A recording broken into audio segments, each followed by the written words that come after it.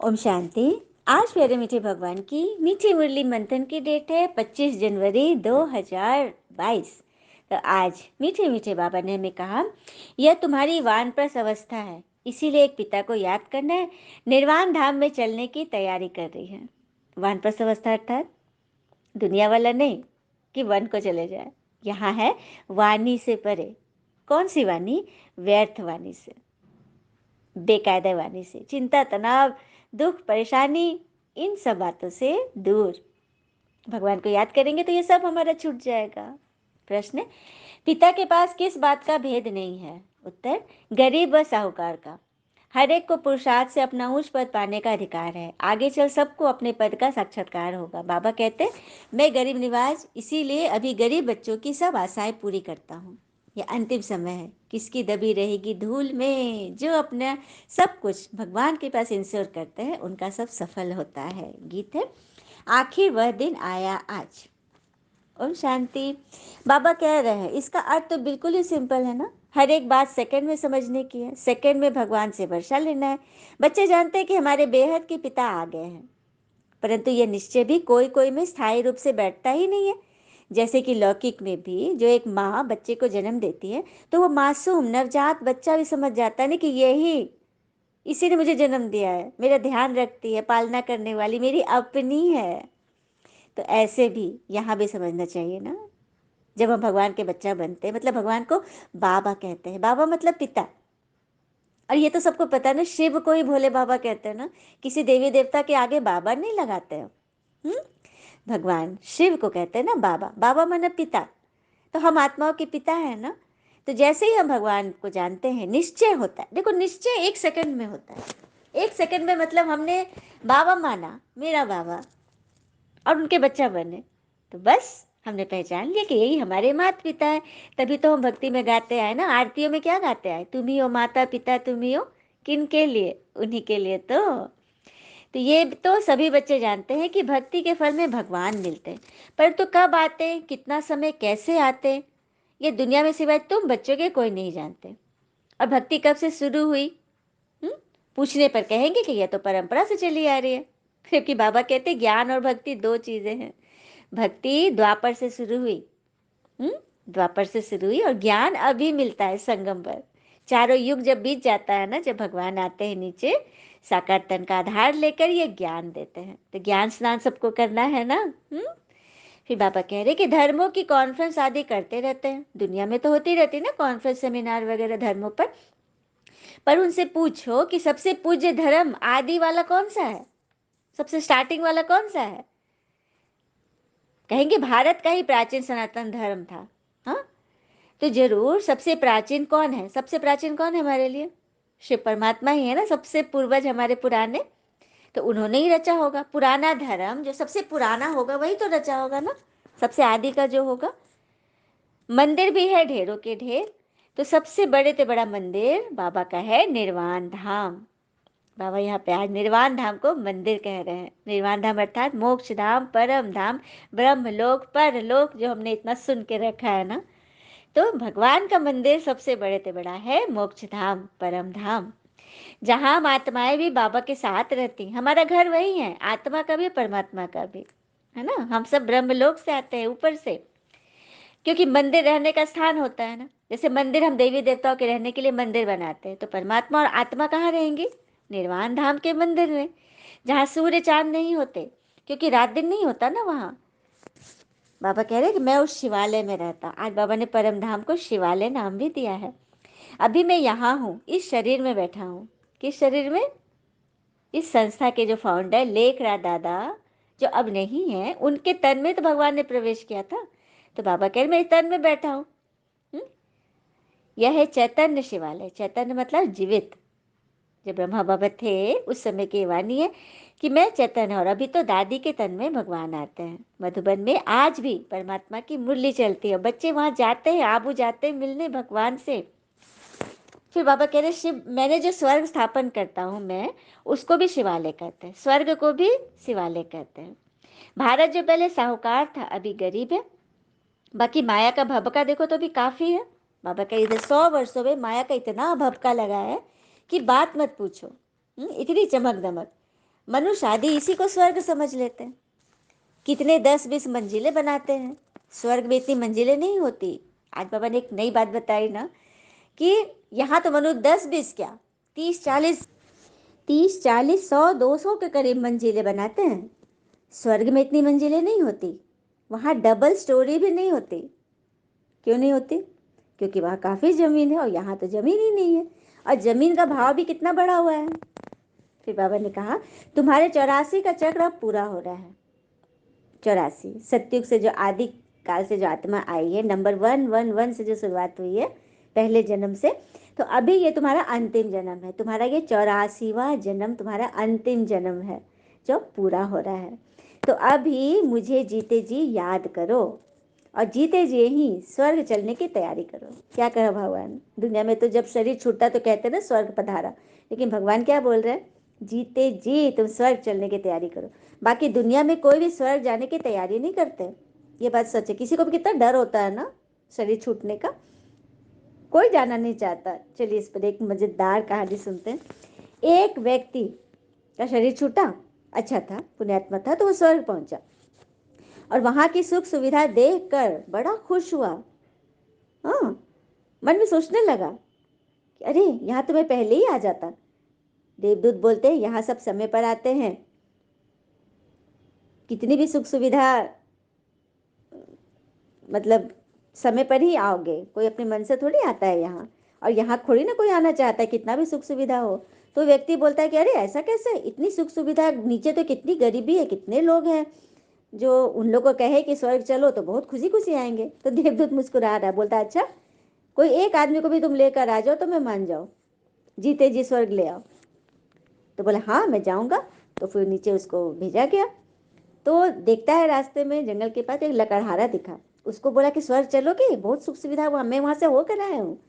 बोलता नहीं नहीं नहीं, मुझे तो अभी घर बनाना है, अभी नहीं, बाद में आना।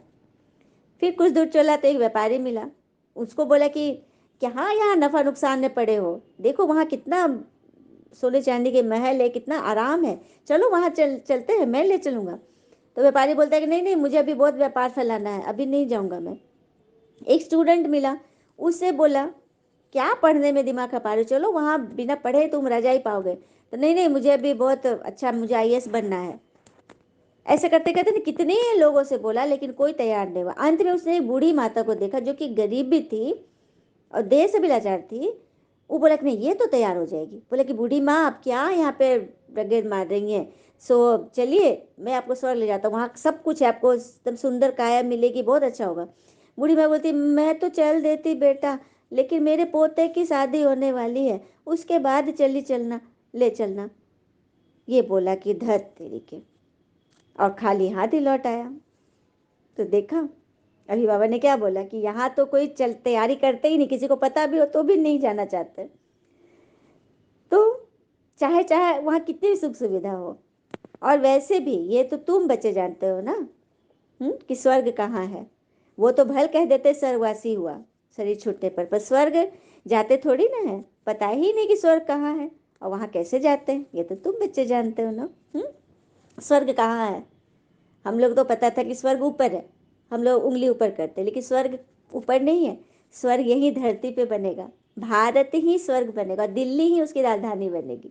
यह भगवान ने आकर क्लियर किया है ना। और स्वर्ग इस ज्ञान में जो अच्छी रीति पढ़ेंगे, चलेंगे और चलाएंगे, सबके मन को आराम देंगे, परमात्मा की श्रीमत पे चलेंगे, सदा उनको अपने साथ रखेंगे, तभी तो हम वहाँ पहुँचेंगे ना।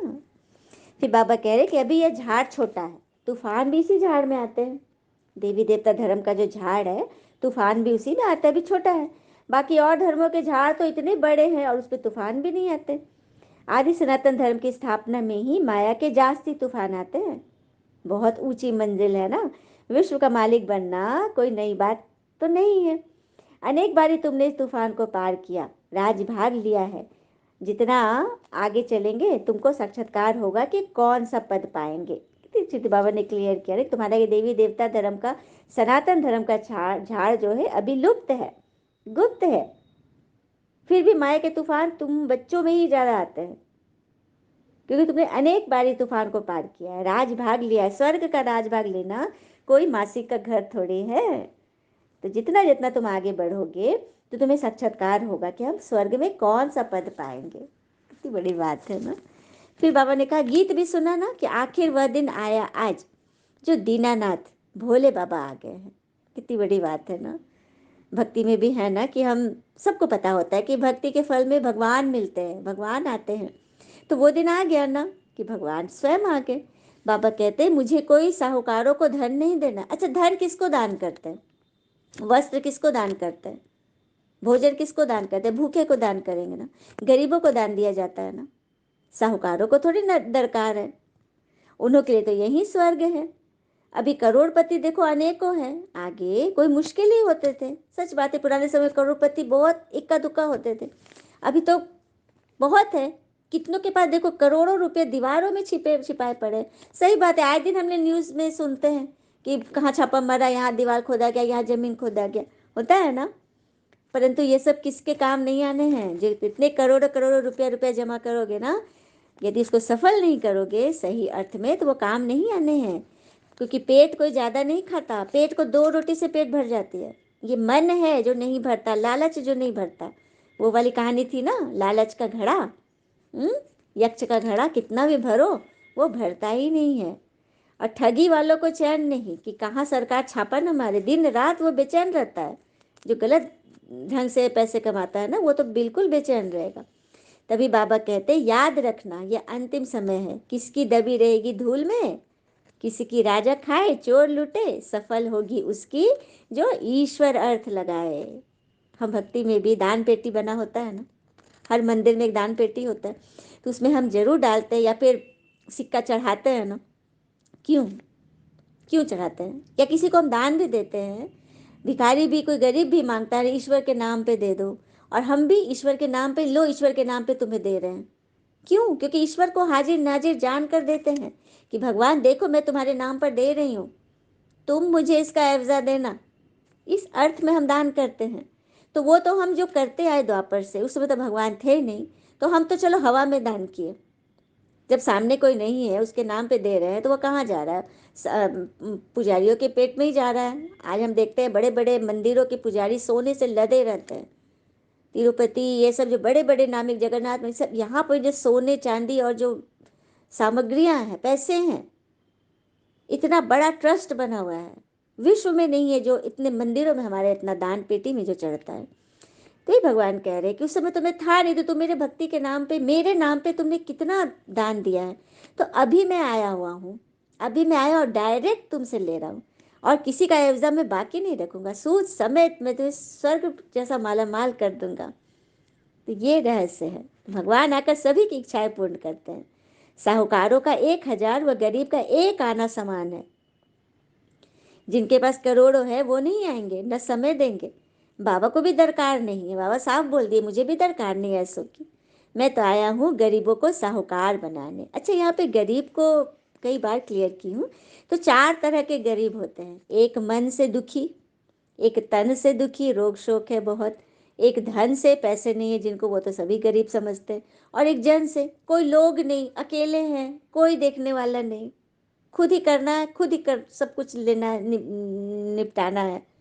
तो ये होते हैं गरीब। 4 तरह के गरीब। अब हमको सोचता है कि हम किस कैटेगरी में हैं, है ना। बाबा ने कहा ना, मैं तो आया हूँ गरीबों को साहूकार बनाने। तो बस इस मंथन से जुड़े रहो। ये ज्ञान मंथन स्वयं परमात्मा की वाणी है। जुबानी किसी की भी हो, माइक कोई भी हो सकता है। मोहम्मद रफ़ी के बारे में था ना, जब उनकी गायकी की तारीफ होती थी, कई बार मंथन में ये बात मैं दोहराती हूँ क्योंकि बहुत प्रेरणा देती ये बातें, कि रफ़ी जी की तारीफ होती थी गायकी की, तो वो हमेशा कहते थे, अरे तारीफ करनी है तो उस खुदा की करो जिसने मेरे गले में यह सुर डाल दिया। उनकी मर्जी होती तो गधे के गले से भी सुर निकाल लेते। तो आज यदि इस मंथन करने का मुझ आत्मा को चांस मिला है, तो इसके लिए सारा दारोमदार भगवान पर है, सब कुछ उन्हीं का है। हम बच्चे तो सिर्फ माइक है, यूज वो कर रहा है ना। इसीलिए बस इससे जुड़े रहो। बीज डला है, तुरंत तो आम का फल चाहिए। आम के फल में बहुत बरसों बरस लगते हैं फल लगने में। बीज अभी डलाया है तो तुरंत तुरंत फल थोड़ी लगेगा। हाँ, इंतजार। महल चाहिए तो इंतजार। अगर छोटा सा मकान चाहिए, झोपड़ी चाहिए, तो तुरंत मिल जाएगा। तो हमें तो महल चाहिए ना, तो इंतजार, बस लगे रहो, सुनते रहो। फिर बाबा ने आबू तीर्थ पर कहा कि तीर्थों में भी महान तीर्थ है जहाँ स्वयं भगवान आकर ज्ञान सुनाते हैं। बाकी तीर्थों में तो तुम क्या देखते हो, मूर्ति देखते हो, चित्र देखते हो, पत्थर की मूर्तियां देखने जाते हो, लेकिन यहाँ तो साक्षात भगवान को सुनने आते हो, जो कि सबों को नहीं पता। बाबा कह रहे सबको नहीं पता, बताना भी नहीं है सबको, गुप्त हूँ ना। भगवान की जिस पर नजर पड़ेगी वही यहाँ पहुंचेगा, वह इस राज को जानेगा, वह मानेगा। मेरे आने का समय भी मुकर्रर है, कल्प कल्प अपने बच्चों से मिलने, उन्हें राज भाग देने में आता हूँ और फिर निर्वाण धाम में बैठ जाता हूँ। पूरे 5,000 वर्ष बाबा निर्वाण धाम में रहते हैं। जब चारों युग बीत जाता है ना तो परमात्मा आते हैं। देखो वो भी तो एक आत्मा है, हम आत्माएं नीचे आई, हमको शरीर मिला कर्म करने के लिए, तो परमात्मा को भी कर्म करना है, ज्ञान सुनाने का, तो उनको भी तो शरीर चाहिए ना। तभी तो उन्होंने ब्रह्मातन का आधार लिया।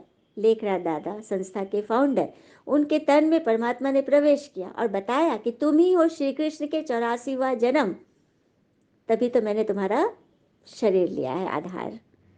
बाबा कहते हैं मुझे तो तुम सब भूल जाते हो, दुनिया के सारे दुनियादारी में, धंधाधोरी में भूल गए मुझे, लेकिन मैं तो नहीं भूलता। हाँ, सर्विस करने मैं आता ही हूँ। फिर बाबा ने सर्विस पर बताया कि किसी को भी मेरा परिचय देने का सहज तरीका है कि उन्होंने पहले पूछो कि परमपिता परमात्मा व प्रजापिता ब्रह्मा से आपका क्या संबंध है, तो कहेंगे कि पिता है, तो फिर कैसे पिता है। तो एक निराकारी पारलौकिक शिव परमात्मा है और दूसरे है साकारी, साकारी मानो शरीरधारी ब्रह्मा पिता, प्रजापिता, अलौकिक पिता। तो ये 2 पिता हो गए, है ना। और एक लौकिक पिता तो हम लोग सब जानते ही, तो हमारे 3 पिता है ना। एक लौकिक पिता शरीर के पिता जिन्होंने हमको जन्म दिया, दूसरा पारलौकिक पिता परमात्मा जिसने आत्मा को जन्म दिया, और अलौकिक हो गए बीच में साकारी शरीरधारी ब्रह्मा पिता जिन्होंने हमें ज्ञान दिया, जिनके मुख से परमात्मा ने हमें ज्ञान दिया। तो तीनों पिता हो गए ना, इन तीनों के द्वारा हमारी पालना हो रही है, तो ये सबको बताना है। फिर बाबा ने बोला सर्वव्यापी कहने से तुमने भारी भूल कर दी, मैं सर्वव्यापी नहीं हूँ। सर्वव्यापी कहोगे तो वर्षा कैसे मिलेगा। अगर कहेंगे ईश्वर को कंकड़ पत्थर, हर नदी नाले तालाब में भगवान है, हर पत्ते पत्ते में भगवान है, और भगवान जब यहाँ है ही तो सतयुग कलयुग कैसे बन गया। कितनी बड़ी ग्लानि है ना। आज अगर किसी लड़की के साथ गलत हरकत हो रहा है तो उसके अंदर भी परमात्मा है, और ये भी है आत्मा सो परमात्मा, हर एक के अंदर परमात्मा है। हर एक के अंदर परमात्मा कैसे हो सकते हैं। जिस लड़की के साथ गलत काम हो रहा है उसके अंदर भी परमात्मा है, और जो कर रहा है उसके अंदर भी परमात्मा है। तो जिसके साथ हो रहा है परमात्मा उसको भी नहीं बचा रहे हैं, और जो कर रहा है उसको भी नहीं रोक रहे हैं। तो भी परमात्मा अंदर बैठे क्या कर रहे हैं, पाप को बढ़ावा ही तो दे रहे हैं ना। तो कितनी बड़ी ग्लानि है कि परमात्मा सभी के अंदर है, सभी के अंदर आत्मा है, परमात्मा नहीं। भगवान ही आकर हमें ये श्रेष्ठ मत दे रहे, तो सबको बताना है, क्योंकि दुनिया को तो पता ही नहीं, बस आत्मा से परमात्मा गाते रहते कि सभी के अंदर परमात्मा है, और परमात्मा की ग्लानि करते हैं। अच्छा, मीठे बच्चों प्रति भगवान की नमस्ते। धारणा के लिए मुख्य सार, पहले पॉइंट, माया के तूफानों को पार करते हुए पिता से पूरा पूरा वर्षा लेना है। बाबा ने अभी बोला था ना, आदि सनातन धर्म के जो आत्मा है दैवी कुल के, जास्ती तूफान उन्हीं के साथ आएंगे। तो उनको पार करते हुए देखो, तूफान जब भी आए ना, प्रॉब्लम आए, तो मन की दिशा चिंता से चिंतन में कर दो कि माया तूफान लाई है, अब बाबा तोहफा लाएंगे। तो तूफानों का ऐसे हम पार करते जाएंगे तो भगवान से पूरा पूरा वर्षा मिलेगा, पूरे वारिस बच्चे बनेंगे।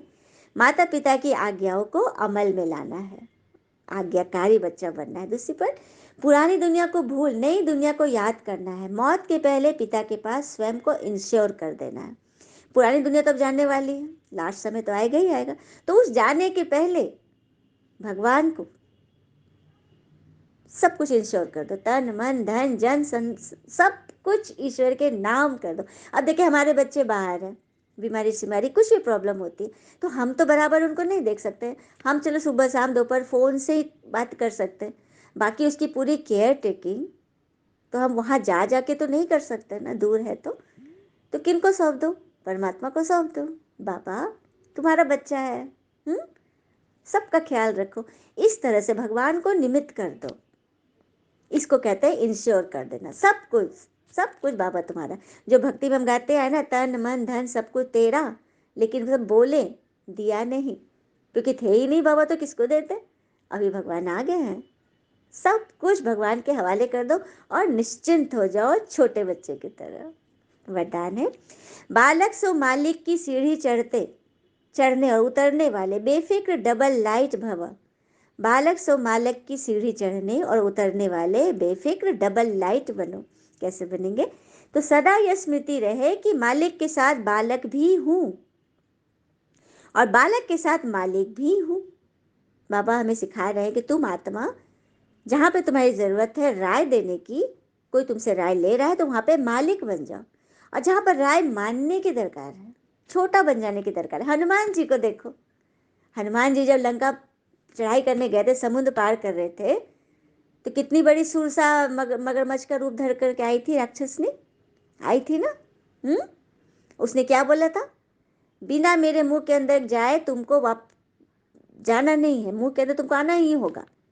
तो पहले तो हनुमान जी ने पूरा अपना शरीर विशाल कर लिया, युक्ति भिड़ा है ना, पूरा शरीर विशाल किया। इधर हनुमान जी विशाल बन रहे, उधर सुरसा विशाल बनते जा रही, मुंह फाड़ते जा रही।